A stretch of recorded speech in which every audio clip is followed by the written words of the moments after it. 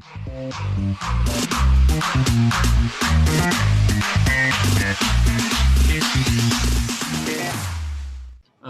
ini Pak Surya akan sharing terkait dengan critical aspect maintain quality related COVID-19 test. Saya persilahkan Pak Surya. Terima kasih. Siap Pak Surya? Siap, ya. Selamat. Oh ya. Semoga sehat Pak ya. Lagi di Bandung. Ya, di Bandung nih. Ya, silahkan Pak. Agak terputus tadi.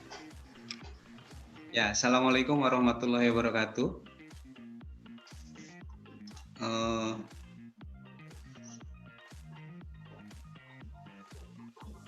Saya nggak muncul ininya ya, gambarnya, tapi saya lanjut saja. Tadi seperti yang disampaikan oleh Pak Miswar, saya akan menyampaikan tentang kritikal aspek apa saja sih dalam menjamin kualitas pemeriksaan, terutama yang berhubungan dengan rapid.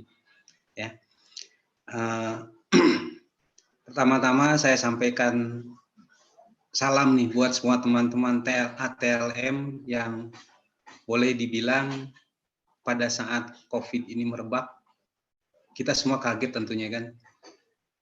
Kaget dengan yang harus kita hadapi, sehingga banyak inovasi-inovasi seperti yang tadi disampaikan oleh Pak Miswar, terus Labkesda juga mendadak menjadi terkenal ya di tiap kabupaten kota serta provinsi karena mendapatkan tugas untuk pemeriksaan COVID.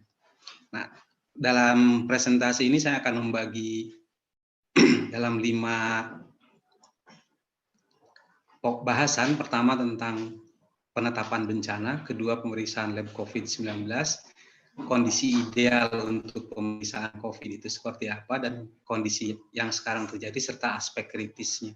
Nah, ini semua dimulai dengan beberapa keadaan sebelumnya, sebelum adanya ketetapan Presiden tahun 2020 ya, nomor 12 tahun 2020 pada tanggal 13 April bahwa COVID ini dinyatakan sebagai bencana nasional.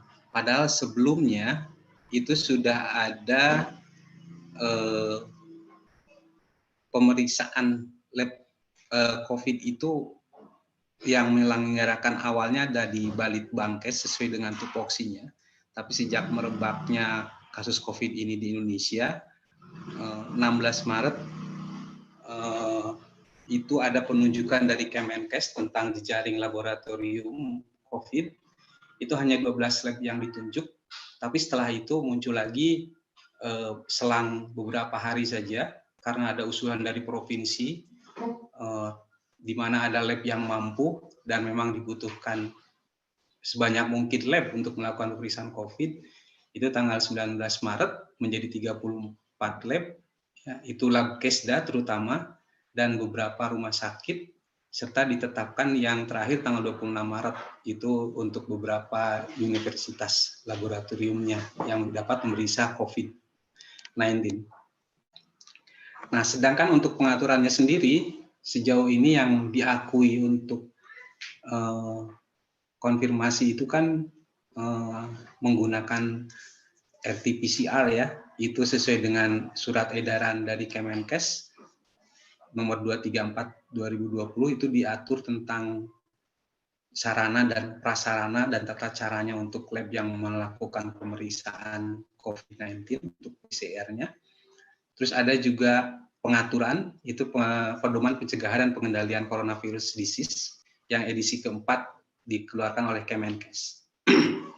Itu tentang laboratorium, tentang apa kejadian, bagaimana itu bencana terjadi.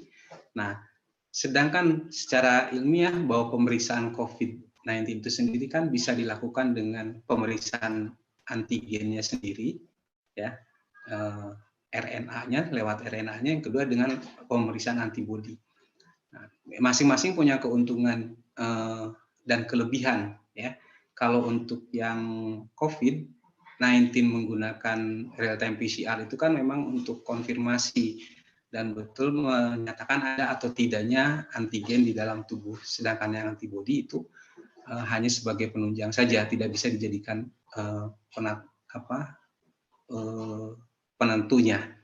Nah, Di dalam pedoman Kemenkes tentang penanganan itu disebutkan tentang yang utamanya kan adalah menggunakan RT-PCR ya.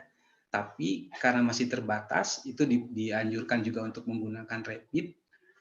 Ada 2 jenis yang antibody dan antigen, tapi ini hanya dilakukan untuk pemeriksaan dari darah dan untuk komunitas di masyarakat ya. Untuk yang rapid antibody, yang antigennya itu sampelnya dari swab orofaring atau nasofaring, ini untuk dilakukan hanya di Vasankes yang memiliki biosafety cabinet. Nah, di situ juga diatur bagaimana tata laksananya jika hasil pemeriksaan antigen negatif, ada algoritmanya bahwa jika selama isolasi gejala dia harus mengisolasi diri, dan kalau ada gejala harus segera ke Vasankes. Kalau yang tesnya positif, ini kan harus dilakukan kedua kalinya ya, berturut-turut ya, untuk pemeriksaan lebih lanjutnya. Nah, terus alur yang kedua untuk pemeriksaan antibody, nah ini juga kalau hasil tesnya negatif seperti yang tadi sudah disampaikan oleh 2 pembicara pertama, ini belum tentu karena tidak adanya antigen kan, sehingga sarannya adalah dilakukan isolasi diri, dan bila 10 hari kemudian dilakukan lagi tes negatif dengan cara yang rapid tadi, berarti dia bukan COVID. Tapi kalau positif, berarti dia harus dilanjutkan ke PCR di sini. Ya, jadi alurnya sudah diatur di sana. Nah, saat ini tadi sudah juga disampaikan banyak sekali alat tes yang rapid ini masuk ke Indonesia. Dulu dilarang, tapi setelah itu ada lagi pembebasan, malah sekarang ada peraturan yang bisa mempercepat untuk pengadaan barang-barang yang berhubungan dengan rapid test ini.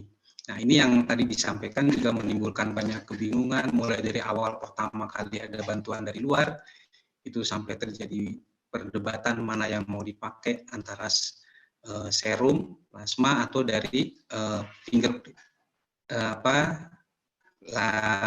tetesan dari jari. Ya. Ini masih menjadi perdebatan sehingga ada studi-studi yang dilakukan oleh beberapa bagian yang melakukannya. Nah, ini yang saat ini juga dilakukan oleh teman-teman ATLM atau sukarelawan untuk penapisan terhadap COVID-19 tadi. Nah, tadi sudah disebutkan bahwa Badan Nasional Penanggulangan Bencana sudah mengeluarkan ada 8 untuk antibody, terus ada alternatif RDT untuk COVID-19 juga yang bisa dilakukan, alternatif ada 15, itu sudah dikeluarkan oleh BNPB. Ya. Walaupun sebetulnya kalau kita masuk ke websitenya WHO, saat ini sudah ada 565 rapid test dengan berbagai kondisi. Ada yang masih dibangun, di-develop, ada yang hanya untuk riset only, ada yang sudah mendapatkan FDA approve, dan segala macamnya. Bahkan tadi Prof. Hati sudah menyampaikan, sudah merilis mana saja yang bisa digunakan untuk rapid test di Indonesia. Nah, selain produk rapid test tadi, sebetulnya sudah muncul nih. Kan kalau kita kenal selalu ada yang rapid itu selain kontrol positif dari alat, juga harusnya ada kontrol positif terhadap antibody ya kan, yang dari pihak ketiga. Nah, ini sudah ada muncul beberapa dari Bioret, dari Cepometric, dan lain sebagainya ya, yang di Eropa yang ini juga muncul. Itu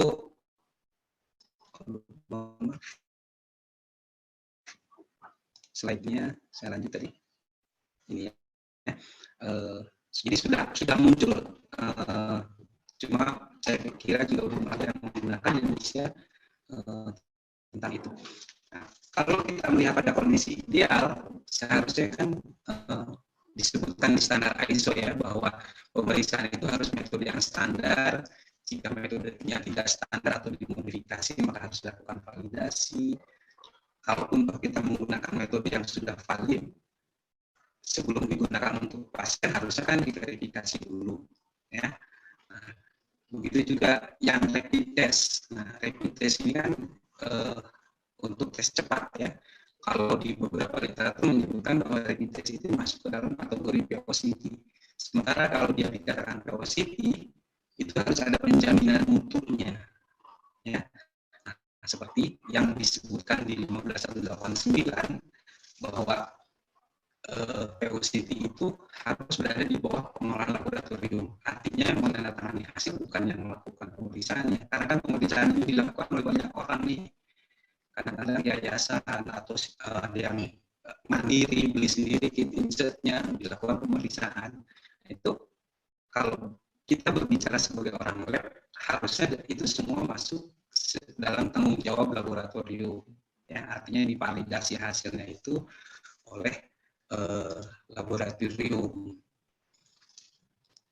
Nah, itu tentang POCT. Pengaturannya sudah ada untuk POCT itu. Kalau rapid test tadi dianggap sebagai POCT, mungkin kita bisa merujuk kepada pedoman CLSI POCT.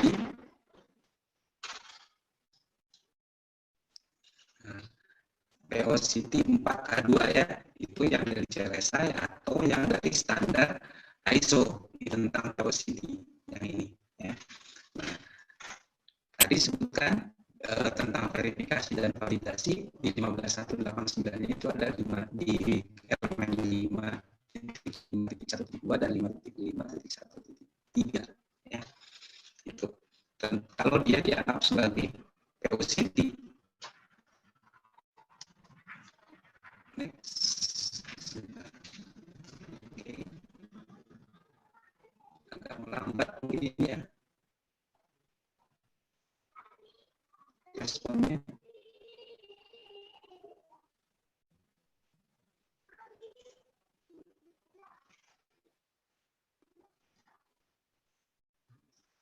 Oke, slide selanjutnya tidak muncul. Nah, oke. Nah, kalau selain tadi tentang POCT sebetulnya ada alternatif lain, karena kalau saya rujuk di pedoman-pedoman yang tentang COVID ini kan hal yang baru ya. Jadi saya mencoba menggali apa yang bisa kita lakukan untuk menjamin kualitasnya. Yang kedua, kita bisa menggunakan klausul yang ada di dalam ISO 15189 itu tentang manajemen risiko untuk laboratorium, yang aturannya bisa menggunakan EP23 dari CLSI atau yang ISO untuk risiko manajemennya. Di sini disebutkan harus mengevaluasi dampak pada proses kerja dan potensi kegagalan hasil yang dapat berpengaruh selama pasien. Tentunya kita menunjuknya dari pemeriksaan rapid test tadi yang POCT.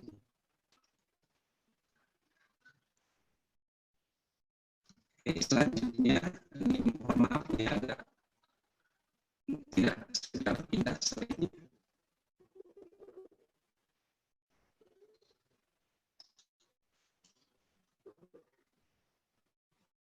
Nah, itu kondisi ideal. Kita ada pembicaraan bisa disebutkan kondisi yang tidak ideal. WHO sudah mengeluarkan beberapa rilis yang menunjukkan bahwa pemeriksaan rapid test tadi yang point of care diagnostik test hanya untuk riset setting, jadi tidak untuk menegakkan diagnosa, ya. Dan karena limitasinya juga ini tidak digunakan untuk penanganan pasien, ya. Makanya dari dokter variatif juga menunjukkan ada pemeriksaan hematologi dan yang lainnya digunakan untuk penggantinya. Jadi yang rapid test ini hanya digunakan untuk epidemiologi riset saja, tidak untuk kepentingan yang lain. Itu sudah ada statistiknya dari WHO, kemudian juga di Amerika di CDC itu rekomendasikan bahwa untuk pengembangan rapid test ini tidak harus melakukan validasi atau approval hanya untuk tadi epidemiologis itu bisa saja. Di sini buat di Amerika ada kebijakannya bahwa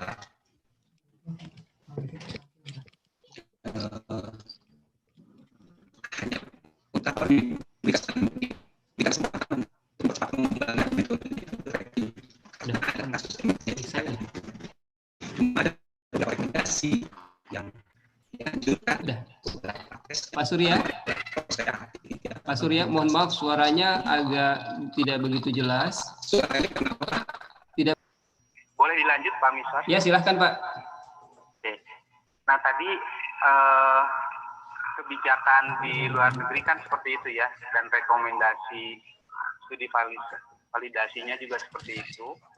Nah, di Indonesia, di kita terutama di tim tanggap COVID-19 Jawa Barat, itu pada awal memang melakukan pemeriksaan yang rapid itu ada kendala di hasil ya, sehingga ada inisiatif dari tim untuk melakukan sedikit studi ya, kecil-kecilan untuk memeriksa sensitivitas antara yang penggunaan serum dan kapiler pada pemeriksaan rapid. Nah ini yang bisa kita lakukan harusnya untuk menjamin kualitas pemeriksaan. Kalau tadi kan harusnya dilakukan pemeriksaan, mohon maaf suaranya ya, ini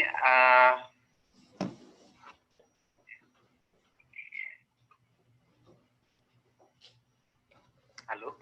Iya Pak, lanjut aja Pak. Lanjut aja ya.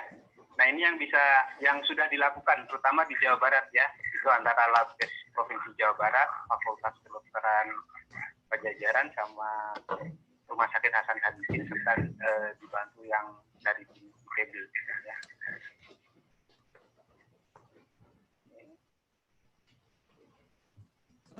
Selanjutnya, selainnya berbeda nih.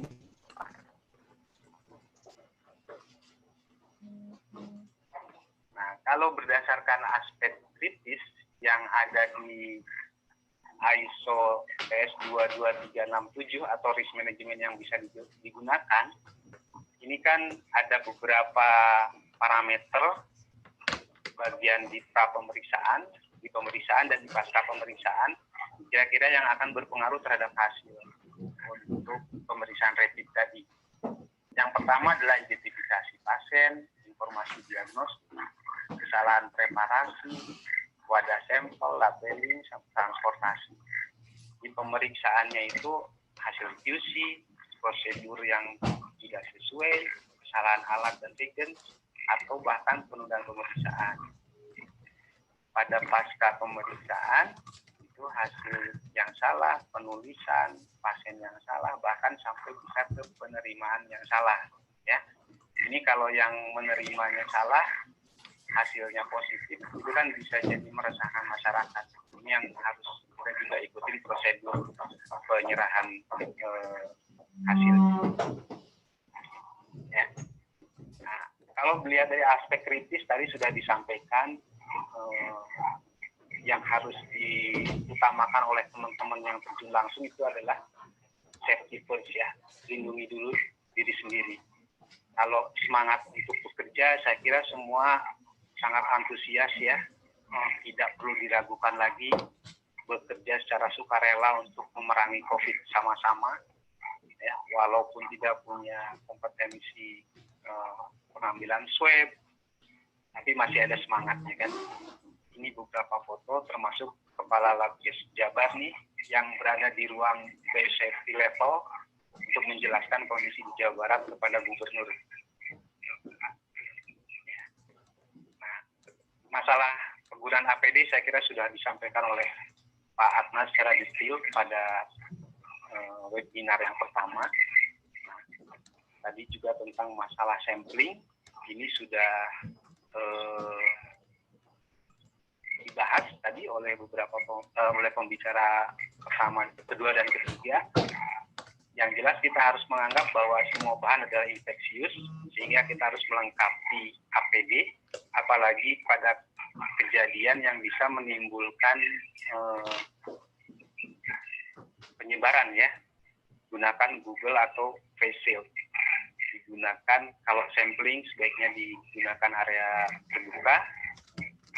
Kalau sampling darah sebaiknya menggunakan vakum. Ya. Kalau menggunakan kapiler, hati-hati dalam penggunaan lancet. Begitu juga penggunaan squid. Dan yang paling penting juga harus menyediakan tempat sampah untuk yang infeksius. Ya, jangan sampai malah kita memperluas penyebaran dengan membuang peralatan atau APD yang tidak sesuai dengan regulasinya. Nah, yang penting juga pada pengisian data pasien, tadi kan tujuannya adalah untuk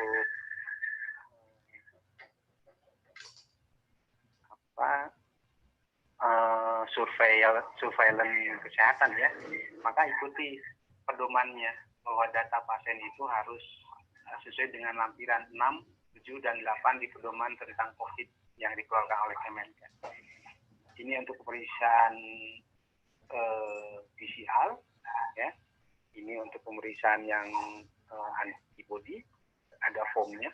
Di sini lengkap sampai ke upaya untuk tracking dan studi epidemiologinya. Jangan lupa itu diisi. Ya. Selanjutnya tentang sampel. Nah, ini juga perlu diperhatikan wadah dan pengawet. Ya.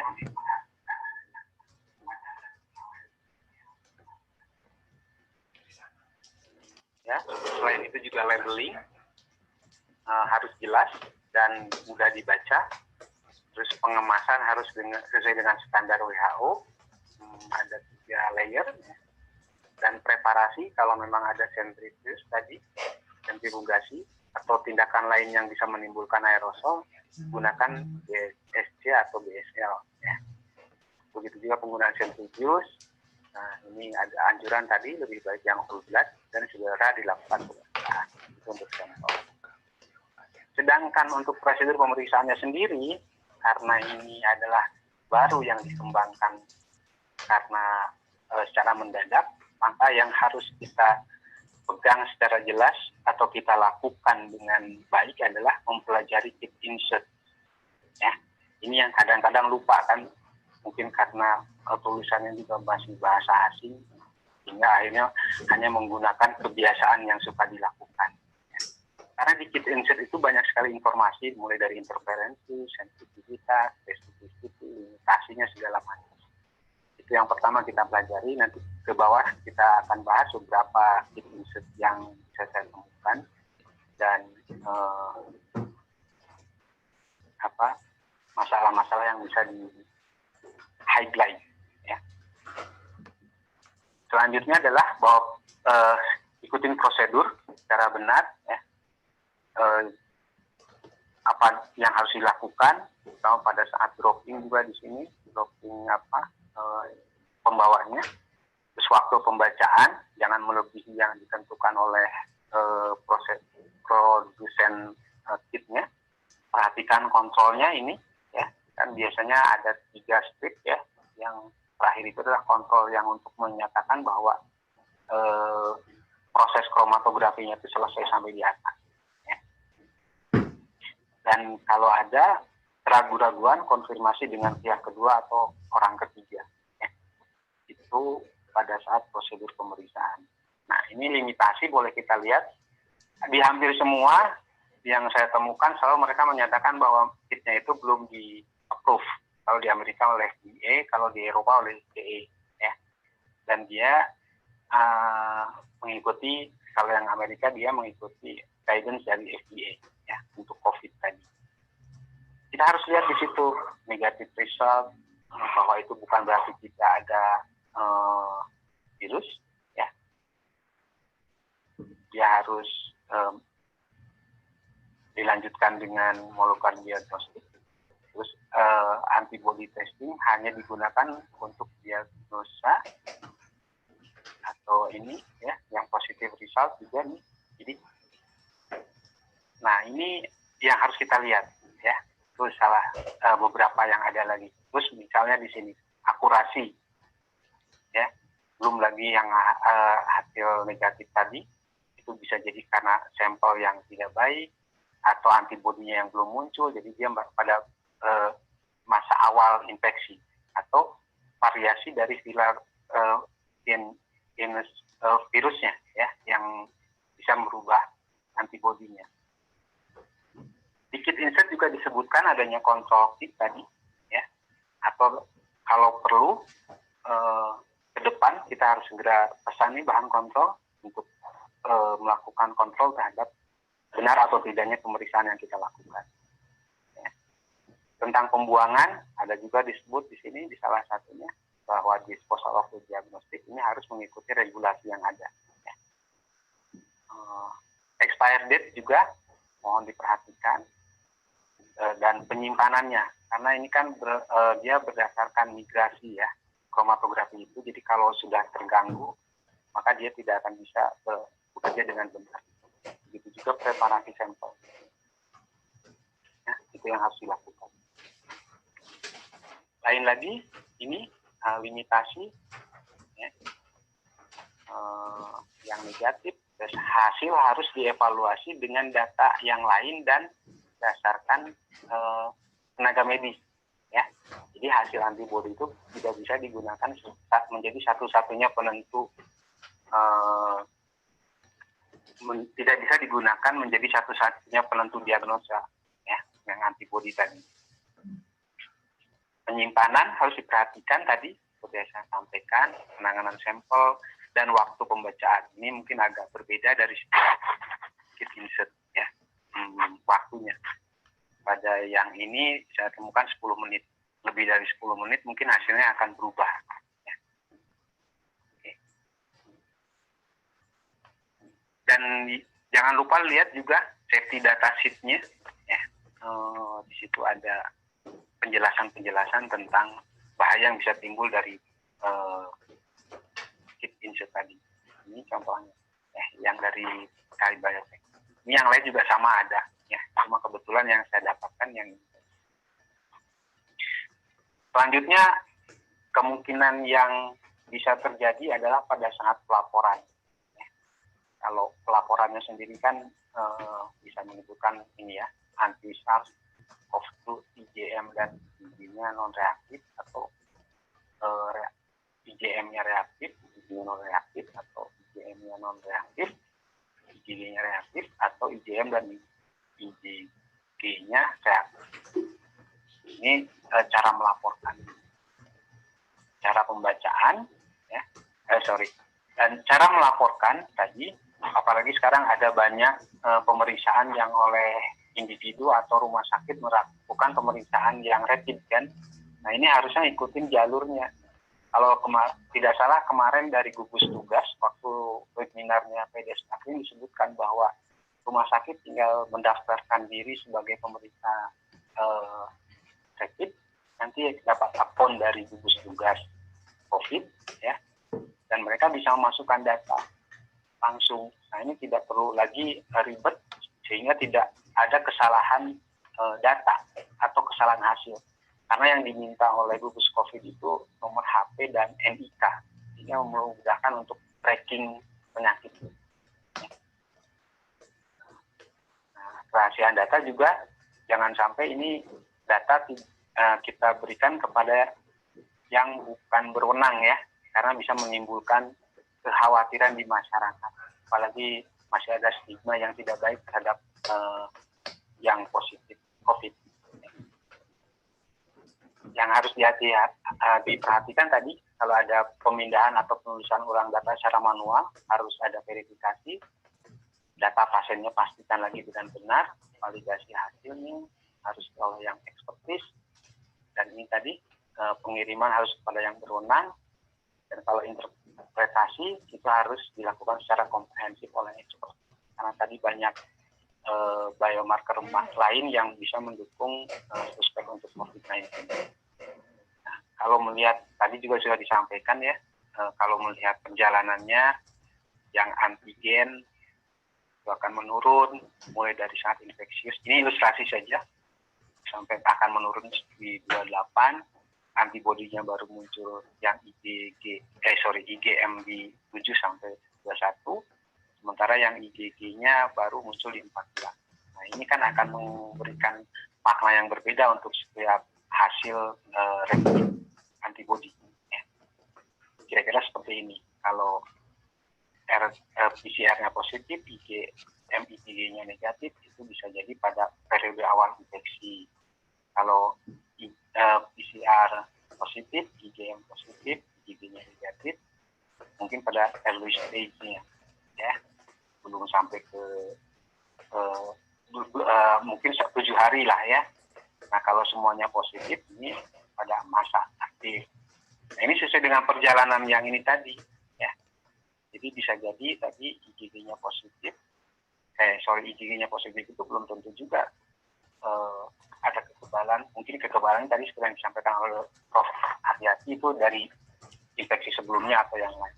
Ya, jadi jangan dianggap sepele juga. Nah, ini untuk interpretasi sementara. Nah, saya akan sampaikan beberapa mention yang ada di website-nya WestGuard. Pertama untuk ini tadi adanya perbedaan tata cara rapid test atau prinsip kerjanya serta metode pemeriksaannya, sensitivitas yang berbeda, selektivitas yang berbeda, maka kita harus ada kerjasama melakukan pemetaan terhadap regen-regen yang ada. Jadi dari orangnya NRL Australia, ya bagian dari WHO juga. Dari WestGuard disebutkan jangan lupa kualitas. Ya. Kita melakukan kualitas, melakukan validasi studi, sensitivitas, sensitivity, dan ini alangkah lebih baik kalau masing-masing lab yang sudah rutin melakukan yang antibody ini mengumpulkan datanya dan kita sharing.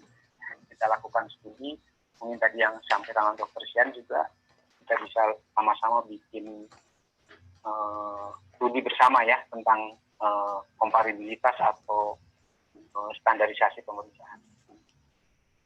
Dan kalau sudah memungkinkan, harus kita coba untuk menggunakan kontrol dari third party, ya.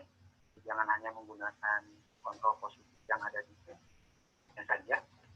Kalau ada juga programnya atau proficiency testing, ya, mungkin ini bisa kedepannya dilakukan atau minimal melakukan round robin atau trial antar dibanding, ya, kalau belum ada program ini. Dan jangan terlalu berbangga dengan metode pengujian yang ada, karena banyak tadi bisa false positif, false negatif, ya, hasil-hasilnya tadi. Oke, mungkin itu saja Pak Miswar yang bisa saya sampaikan. Terima kasih.